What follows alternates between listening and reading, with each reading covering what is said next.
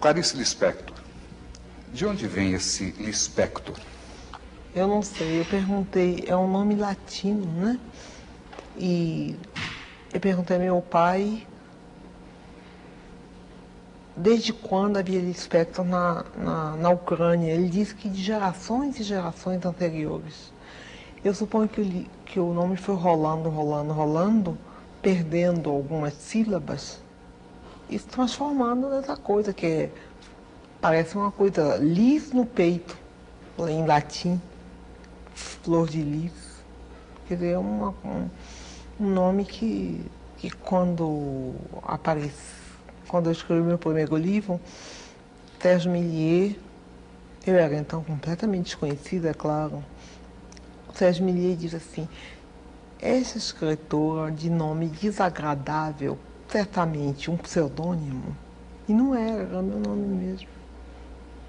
Você chegou a conhecer o Sérgio Millier pessoalmente? Nunca. Porque eu publiquei meu livro e fui embora do Brasil para viajar, porque eu me casei com um diplomata brasileiro. De modo que eu não conheci. As pessoas que escreveram sobre mim eu não conheci. Clarice, seu pai fazia o que profissionalmente? Representação de firmas, coisas assim. Quando ele, na verdade, dava era para coisas de espírito. Há alguém na família Lispector que chegou a escrever alguma coisa? Bom,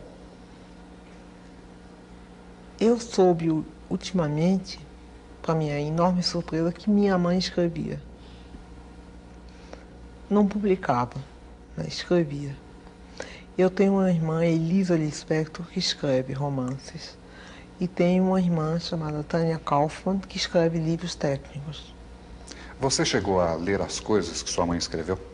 Não, eu só soube há poucos meses. Mas não teve condições de ler? Não, eu soube a informação de uma tia.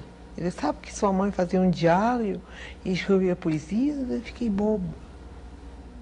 Em diversas entrevistas que você tem concedido, surge quase que necessariamente a pergunta de como você começou, quando. Isso é mais do que conhecido, você começou aos 7 anos de idade. Antes dos 7 anos eu já fabulava, já inventava história. Por exemplo, inventei uma história que não acabava nunca. É muito complicado para explicar essa história, como era. Mas quando eu comecei a ler e escrever, comecei a escrever também. Pequenas histórias. Quando a jovem, praticamente adolescente Clarice Lispector descobre que realmente é a literatura, aquele campo de criação humana que mais a atrai, a jovem Clarice tem algum objetivo específico ou apenas escrever sem determinar um tipo de público? Apenas escrever. Você poderia nos dar uma ideia do que era a produção da adolescente Clarice Lispector? Caótica, intensa, inteiramente fora da realidade da vida. Desse período, você se lembra do nome de alguma produção? Bom, eu escrevi várias coisas antes de publicar meu primeiro livro. Eu já escrevia para revistas, contos, jornais. Eu ia com a timidez enorme, mas uma timidez de ousada. Eu sou tímida e ousada ao mesmo tempo. Eu chegava lá na revista e dizia: eu tenho um conto, o senhor quer publicar? Aí eu me lembro que uma vez foi o Raimundo Magalhães Júnior, que olhou, leu um pedaço, olhou para mim e disse: você copiou isso de quem? Eu disse: ninguém, é meu. Ele disse: você traduziu? Eu disse: não. Ele disse: então eu vou publicar. Era assim, era nessa base. Você publicava essas obras em quais publicações? Ah, não me lembro. Jornais, revistas. Clarice, a partir de qual momento você efetivamente decide assumir a carreira de escritora? Eu nunca assumi. Por quê? Eu não sou uma profissional, eu só escrevo quando eu quero. Eu sou uma amadora e faço questão de continuar a ser amadora. Profissional é aquele que tem uma obrigação consigo mesmo de escrever. Ou então com o outro, em relação ao outro. Agora, eu Faço questão de não ser um profissional, para manter minha liberdade. A sua produção ocorre com frequência? Ou você tem períodos de produzir intensamente? Tem período de produzir intensamente, tem períodos hiatos, em que a vida fica intolerável. Esses hiatos são longos ou não? Dependem, pode ser longos, e eu vegeto nesse período, ou então eu, para me salvar, me lanço logo numa outra coisa, como por exemplo, acabei a novela, estou meio oca, então estou fazendo a história para criança. Como é que você explica a Clarice Lispector voltada para a literatura infantil? Eu não sei, começou com meu filho, quando ele tinha 6 anos de idade, 6 não, 5, me ordenando para que eu escrevesse uma história para ele. Eu escrevi. Depois guardei e nunca mais liguei. Até que me pediram um livro infantil e eu disse que eu não tinha, inteiramente esquecida daquilo. Era tão pouco literatura para mim, eu não queria usar isso para publicar nada, era para o meu filho. Mas aí lembrei, bom, tenho sim. Então foi publicado. Eu tenho 3 livros de literatura infantil e estou fazendo o 4º agora. É mais difícil você se comunicar com o adulto ou com a criança? Quando eu me comunico com criança, é fácil, porque eu sou muito maternal. Quando eu comunico com adulto, na verdade estou me comunicando com o mais secreto de mim mesma. Aí é difícil, né? O adulto é sempre solitário? O adulto é triste e solitário, né? E a criança? A criança tem a fantasia, né, solta. A partir de que momento, de acordo com a escritora, o ser humano vai se transformando em triste e solitário?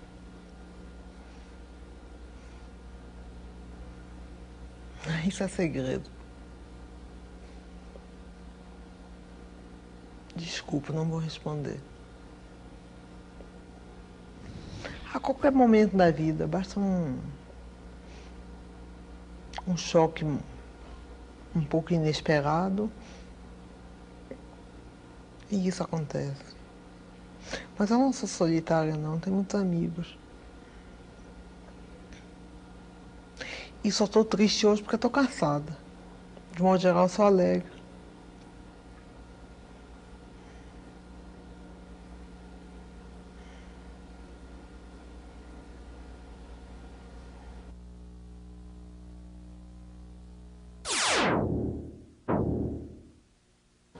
Rilke, em seu Cartas a um Jovem Poeta, respondendo a uma das missivas, perguntava ao jovem que pretendia se tornar escritor: se você não pudesse mais escrever, você morreria? A mesma pergunta eu transfiro a você. Eu acho que enquanto não escrevo, eu estou morta. Esse período é muito duro, o período entre um trabalho e outro. E ao mesmo tempo é necessário para haver uma espécie de esvaziamento da cabeça, para poder nascer alguma outra coisa. Se nascer, é tudo tão incerto. Clarice, como é que você escreve seus trabalhos? Existe algum horário específico? Em geral é de manhã cedo, né? São as minhas horas preferidas, são as da manhã. Você acorda a que horas? 4h30, 5h já acordo. Fico fumando, tomando café, sozinha, sem nenhuma interferência. Quando eu estou escrevendo alguma coisa, eu anoto a qualquer hora do dia ou da noite, coisas que me vêm. O que se chama inspiração, né? Agora, quando eu estou no ato de concatenar as inspirações, aí eu sou obrigada a trabalhar diariamente. Você se considera uma escritora popular? Não. Por qual razão? Bom, me chamam até de hermética, como é que posso ser popular sendo hermética? E como você vê essa observação que nós colocamos entre aspas, hermética? Eu me compreendo. De modo que eu não sou hermética para mim. Bom, tem um conto meu que eu não compreendo muito bem. Que conto? O Ovo e a Galinha. Entre os seus diversos trabalhos, sempre existe, isso é natural, um filho predileto. Qual é aquele que você vê com maior carinho até hoje?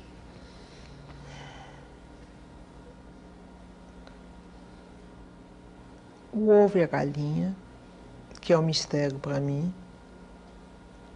Uma coisa que eu escrevi sobre um bandido, sobre um criminoso chamado Mineirinho, que morreu com 13 balas, quando uma só bastava,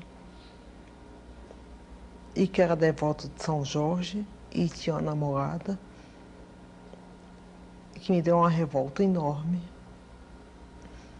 Eu escrevi isso.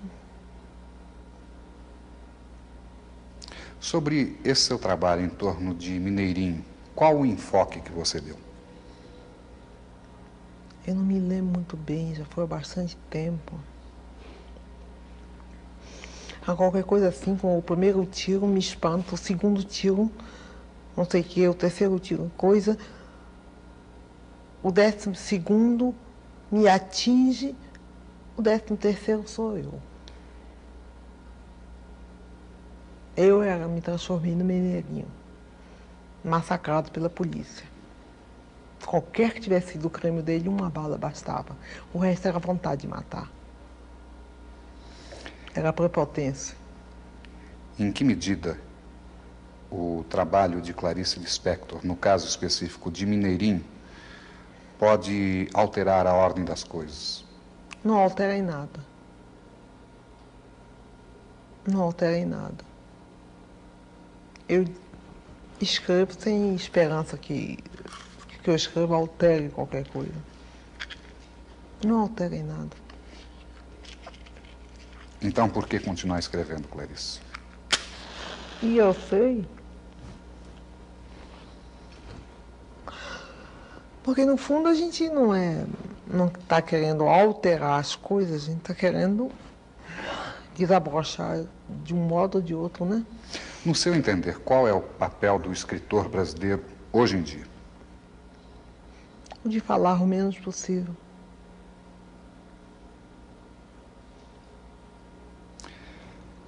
Você tem mantido contato com outros escritores brasileiros? Eventualmente. E mesmo, acredito, latino-americanos. Latino-americano. Quais aqueles que você acredita serem os mais significativos desse tempo atual? Eu prefiro não citar nomes porque eu vou esquecer alguns e vai ofender, vai ferir. Assim eu não cito ninguém. Mas aquele que a toque mais de perto, que lhe diga mais intensamente. Não falar nada.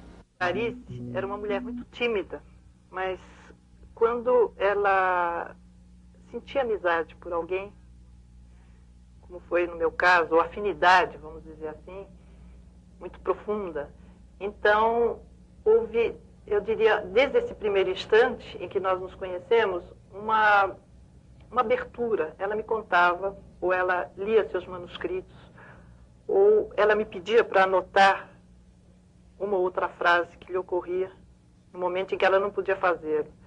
Posteriormente, com o estreitamento dessa amizade e também a minha habilidade como datilógrafa, porque Clarice, depois de um certo tempo, ela dizia que sentia muita preguiça de datilografar, que não era hábito dela, né? Porque ela nunca escreveu, nunca fez manuscritos, ela sempre datilografava seus trabalhos. E, ultimamente, então, como eu ia dizendo, ela passou a não sentir vontade. Ela dizia que estava com preguiça, mas nós sabíamos, depois ficamos sabendo que era motivada pela doença, que ela desconhecia que ela tinha, mas que já estava minando todo o seu organismo. Ela nunca pressentiu? Eu acho que não. Apesar dela, em quase todos os seus livros, ou pelo menos nos últimos livros, ela abordar muito a morte, quase como uma obsessão, né?